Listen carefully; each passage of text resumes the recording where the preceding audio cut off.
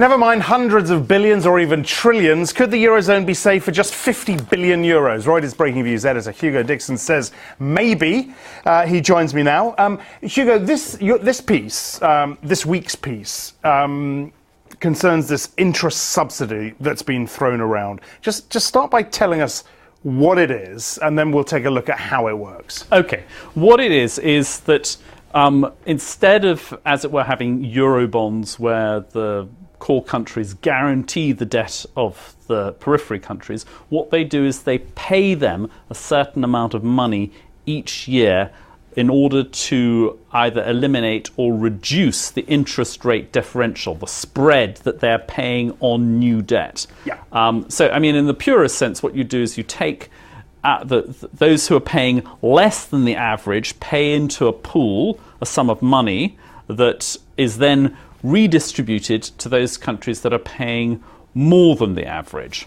Now, Germany still has to pick up the tab, but it's a much smaller tab, I guess, is the point. Yes, and but isn't this something they're still dead set against, this idea? Well, this idea is an idea which has had very little oxygen.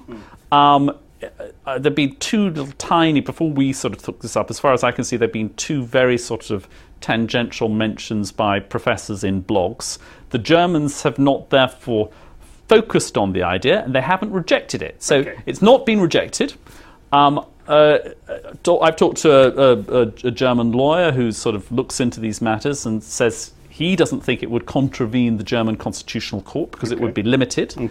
And the amazing thing is that it doesn't cost a huge amount of money. It does build up, but the point is that because you only put in 1 year's debt at a time, and say you only want to not eliminate the differences between what Germany and Italy pay, but say you want to halve the difference, it would only cost the core 1.9 billion in the first year. Now it builds up over time, but even over 7 years, all the accumulation over 7 years under our number crunching is only 53 billion. Okay. Well, it's, in the context of the damage of the whole thing exploding, it's quite small. Well, let's take a look. We've got one of your snazzy calculators here with us, and I want you to talk us through the way this can work.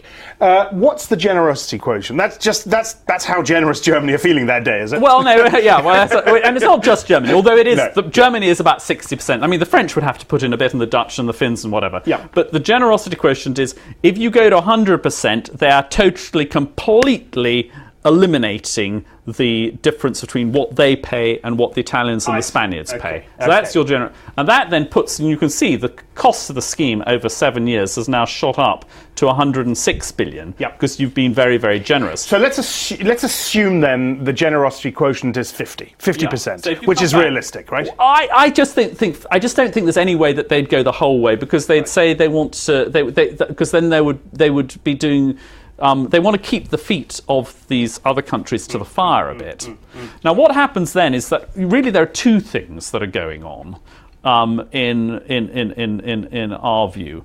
One is there's the actual cash that's paid by Germany, France, and the others to Italy and Spain. It's really Italy and Spain we're talking about, because those countries like Greece that are already in programs, they don't need this.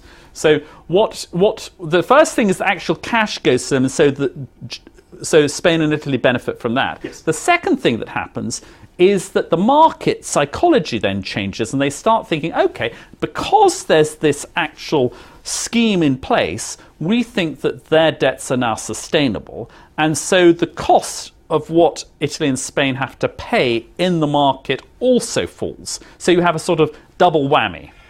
Okay. Sorry to complicate, but on the other side, the problem is that, of course, the cost of what Germany and the others have to pay, the core, have to pay for their funds goes up a bit. So what we've assumed here is this generosity quotient of 50. The peripheral yields, they also fall by 1% because the market is now saying, okay, they've got a plan together. Okay. But then the core, that's Germany and France, etc., they go up by 0.5%, which actually means that the average, the weighted average, is the same. And then you see on the right-hand side, you see the cost of the scheme over 7 years is 53 billion. That's the core, what they have to pay. But then you see what the final cost of funds is for Spain and Italy. It's 4. After 7 years, 4.4%. Well, it's not even after 7 years. That's at the that's what they actually have to pay. Got it. For the new. That's what the all-in cost is after they've got this subsidy. It's down to 4.4 and 4.1 for Italy, which is manageable. And how realistic is it to assume that 100 basis points for the peripheral yields and 50 basis points higher for core?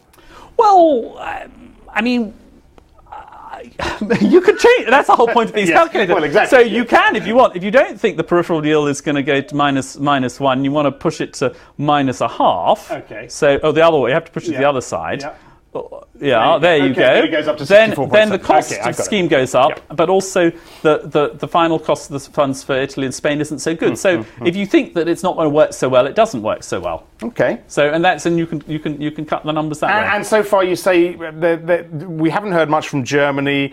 It looks like the constitution couldn't nix this. Yeah, I mean, look. We're launching this today. I mean, as I say, it's very little oxygen. We're launching it today. I've tested it on German lawyer off the record says he thought it would pass muster. I tested it on some people in the German government. They say they haven't heard of this idea, but they're certainly not going to. They didn't immediately shoot it down. So it doesn't mean it wouldn't be shot down, but this is one idea Hugo that hasn't. Dixon, saviour of the euro. All right, Hugo, brilliant. Thank you very much. No doubt we'll hear about this again. Thank you very much indeed. Hugo Dixon. That's it from me. I'm Axel Threlfall. This is Reuters.